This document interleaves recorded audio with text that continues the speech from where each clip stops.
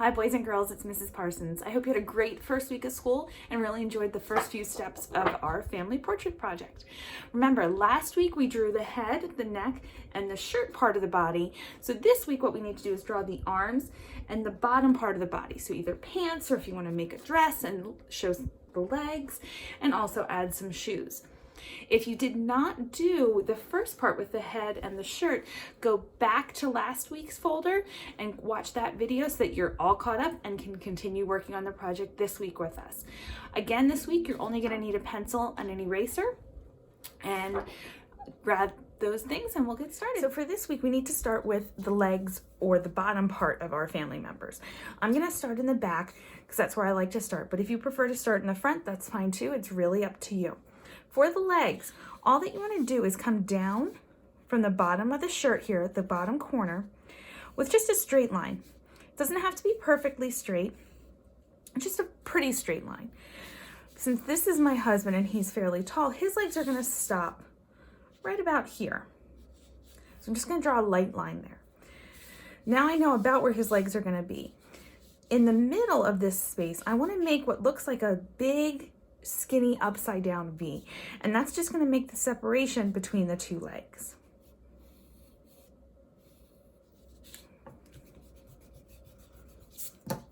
See, even Mrs. Parsons makes mistakes.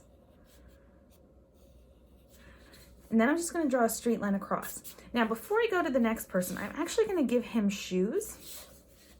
So to make the shoes, all I'm going to do is come down a little bit below where I drew that line for the bottom of his pants with another straight line.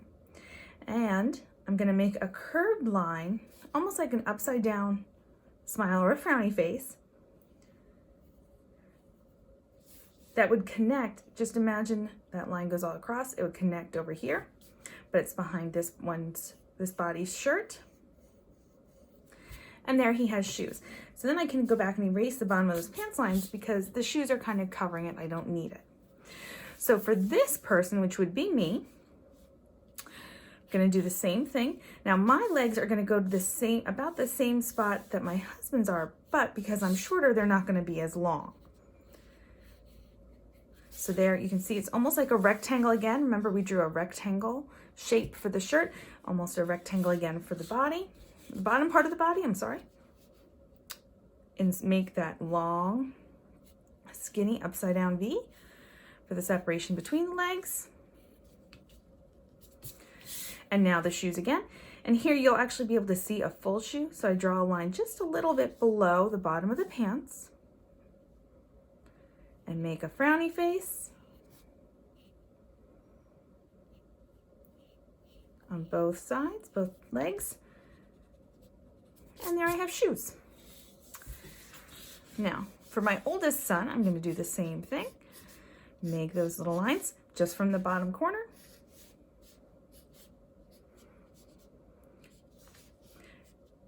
So each person's legs are going to be pretty much done the same way. It's just that some might be a little bit longer, some might be a little bit shorter. All depends on the person. Made his legs a little too short, so let me go back and change that a little bit. Now the shoes.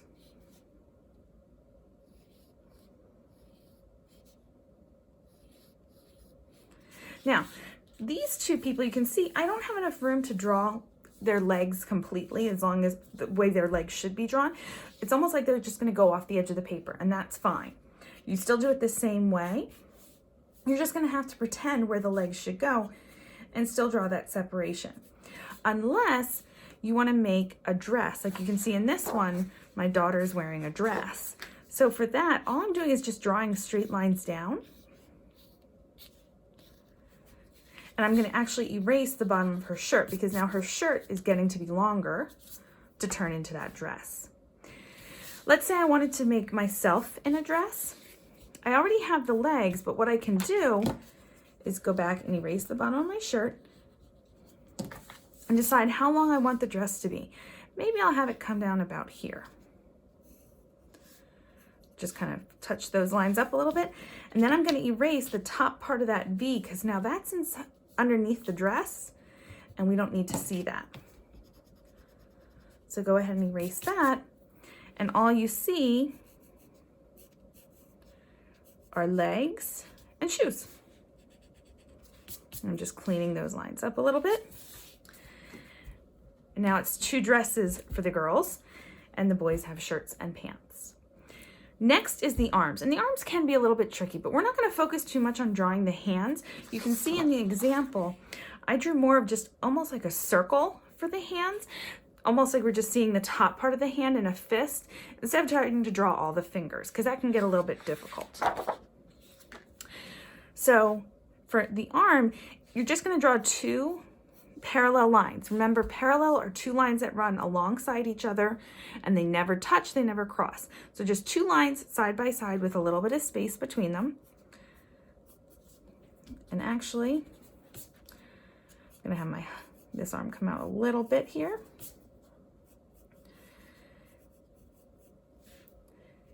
And then I'm just drawing, you can see it looks like a circle right there. And that's the hand. Now this arm, we're just gonna have hang straight down. And again, a circle. You'll see that sometimes I don't draw that top part of the circle that goes into the arm. You can, if it helps you to draw it, go ahead and draw it and then just erase that little piece. And there you have an arm. This arm, kind of hidden behind the other arm and the head. This one, if you want to draw an arm that's bent, almost like they're bending their arm in half, draw a little bit of the line, 2 straight lines down, and then 2 bending in, so you have an angle there. And then that circle shape again for the hand. Mrs. Parsons is having a hard time today. There we go. And you're just doing that again to each person. It's up to you if you want to have the arms bent, if you want to have them straight, if you want to have them straight out, straight down, lots of options. Now remember, as each person gets a little bit smaller, their arms are going to get a little bit smaller and their hands will also get smaller. So you do have to kind of keep track of how big each person is so that you know how big to make each hand and arm as you go.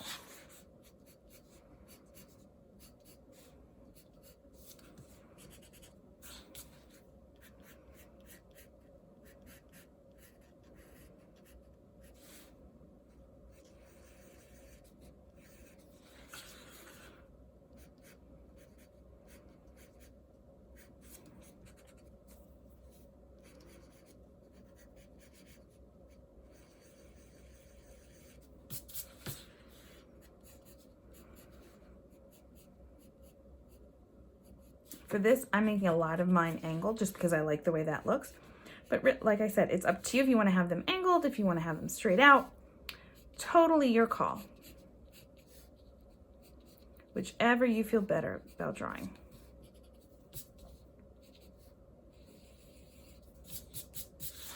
All right, so now everybody has hands, arms, legs, and feet. The last thing we need to add to our people, our family, is the hair and their faces, because right now we don't see their faces. So for the boys, we do want to add some ears because their hair is typically shorter.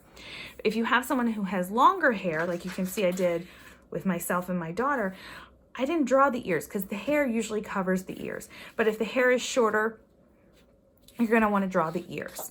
For the ears, your ear, now my 3rd graders and 2nd graders should remember this from when we did portraits in school, even 4th graders. Your ear is just like half of a heart. So if a heart is this and this, your ear is just half. So it's gonna just look like half a heart. And it's about the middle of the head. So on each side, draw that half a heart at the middle of the head. Oops. And one down here. And again, if the head is smaller, the ears should be smaller. Like this head is smaller than this one, so the ears aren't going to be the same size. They're going to be a little bit smaller. Same thing here. Now for the boys' hair, or for shorter hair, I say boys, but it's really any short hair.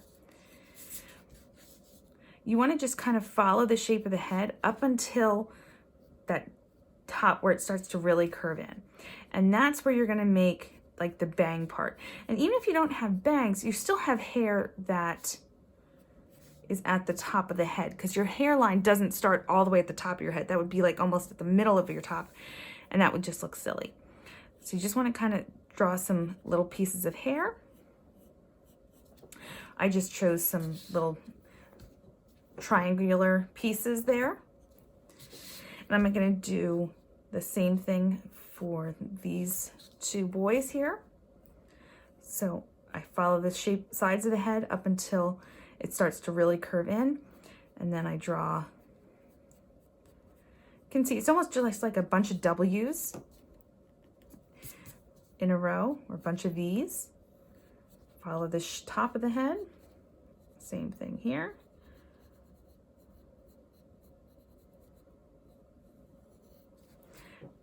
There we go, they have hair. Now for longer hair, if the hair is straight, start a little bit above the top of the head, because your hair is above the top of your head a little bit. And just follow the side of the head down as long as the hair is. If the hair goes to the shoulders, then you would stop at the shoulders. If it goes longer than the shoulders, then stop about where it would stop. Or you could also have it go just behind their shoulders, which I think is what I'm going to do here. And my daughter's hair kind of curves over from one side.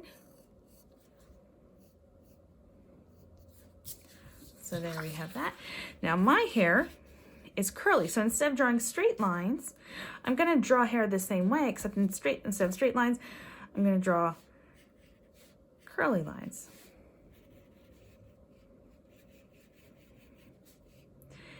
And I'm going to draw a bunch of curly lines so that we can see where the hair really goes. Almost like you're drawing each individual piece of hair, because you have tons of pieces of hair on your head. So I'm going to draw a bunch of lines so it shows more of the actual hair.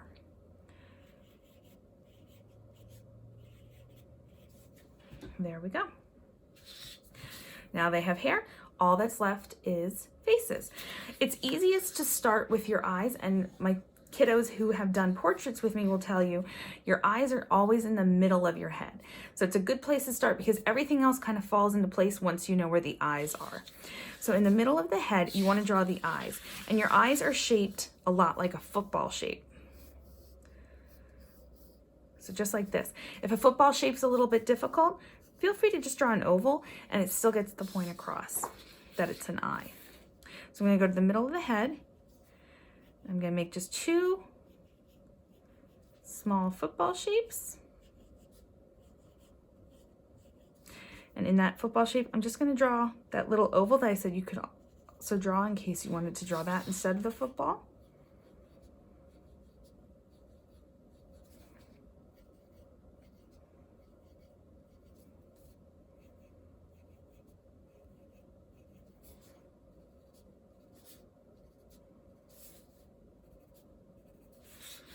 And then you also want to add eyebrows, which are just little lines that go above the eye but follow the shape of the eye. So you can see they follow that curve of the football shape. And everybody gets those.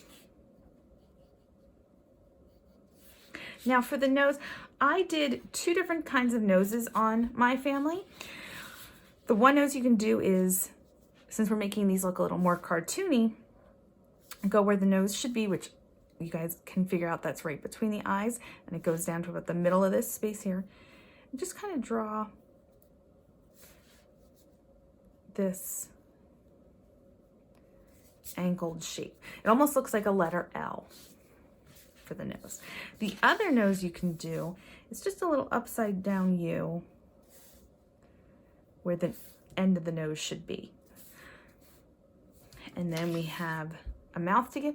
And for the mouths today, all that we're going to do is just draw a real simple little smile or smirk.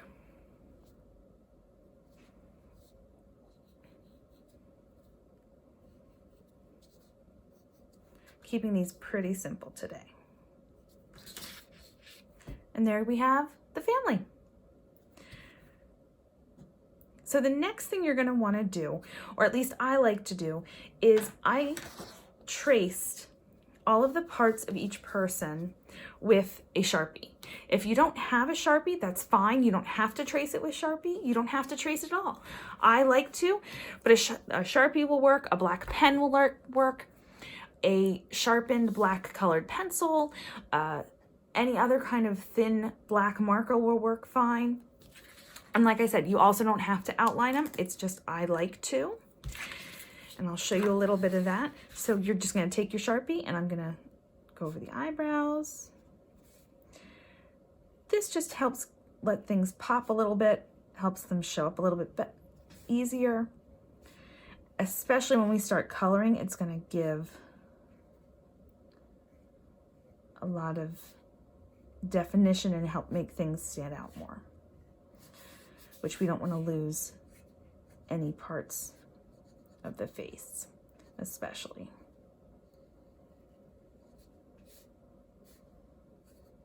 And you can see I'm tracing each part of the face, each part of the head, the whole way down. Now, the only thing I'm not going to trace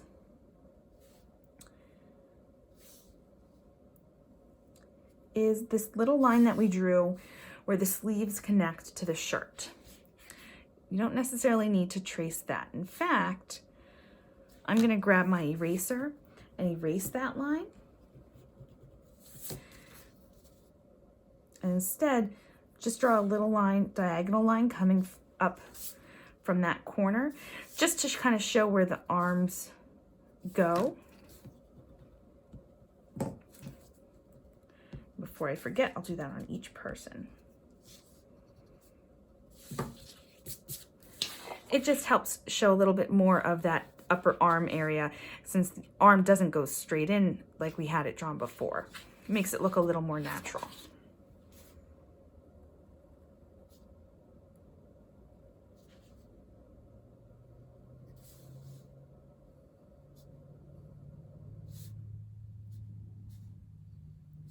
And like I said, you don't have to trace it all if you don't want to. It's totally up to you. I'm going to trace the pants here, trace the shoes.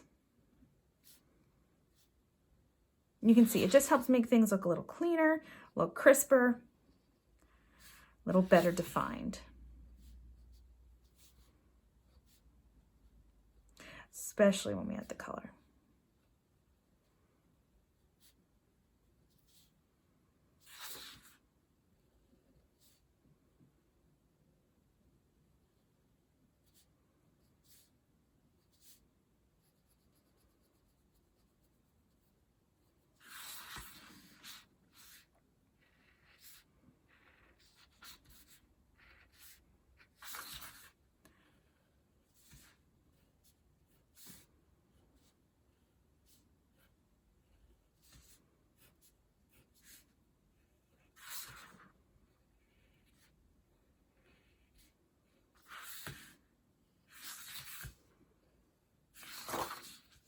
Now, before I go too far, finish this one right here.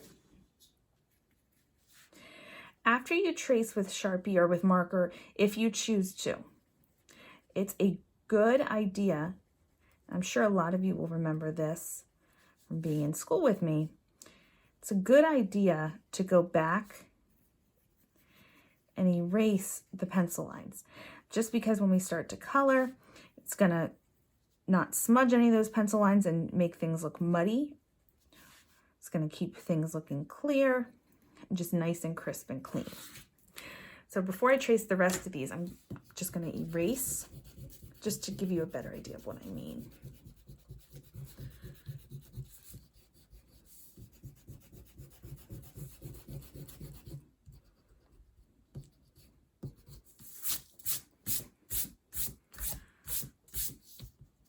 You are going to want to keep this straight line, that horizon line that we drew last time. Keep that on your paper because we are going to want to see where that is for when we start coloring the background in.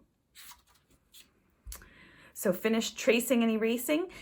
If you're not tracing, then you don't want to erase. You're only erasing your pencil lines if you trace with a Sharpie or a colored pencil or a pen, something to make those lines pop a little bit more.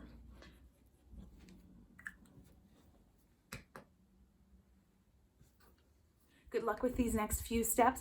The faces are not going to look exactly like your family member. Just try and give them a little bit of that personality, their hair, their smile. It's not going to look identical. Again, this is supposed to be almost like a cartoon or an animated version of your family. Have fun with it. And next, we only have one more week of this project, so that means next week we're going to start adding some color. So think about what color clothes you're going to want your family to have, what maybe you want them to wear their favorite color. Think about that till next time and enjoy the project this week. I'll see you next week with the next few steps. Bye, boys and girls.